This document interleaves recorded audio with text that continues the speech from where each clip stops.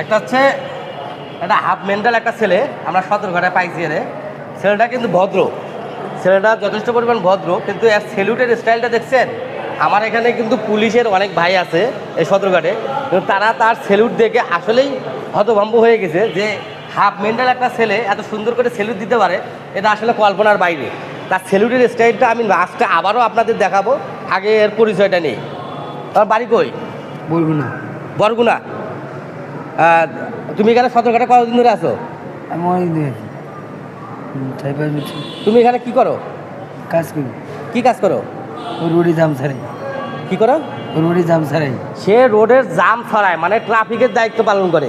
নিঃসন্দেহে এটা একটা ভালো কাজ, নিঃসন্দেহে এটা একটা ভালো কাজ। সে ট্রাফিকের কাজটাই কিন্তু করতেছে। এরকম আমরা অনেক ক্ষেত্রে দেখতে পাই যে ট্রাফিকে কিছু হাফ মেন্টাল, কিছু পাগলি টাইপের লোকজনও কিন্তু করে।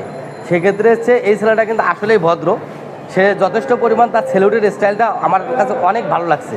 ঠিক আছে, তুমি লাস্টে তুমি কি খাইছো?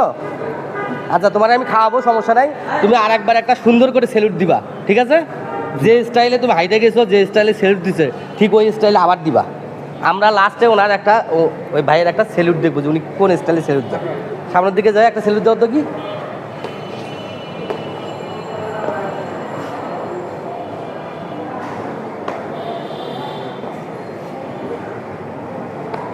তো প্রিয় দর্শক, আপনারা দেখলেন ছেলেটার সেলুটের স্টাইলটা কেমন হয়েছে, অবশ্যই আপনারা কমেন্টে জানাবেন। ধন্যবাদ সবাইকে।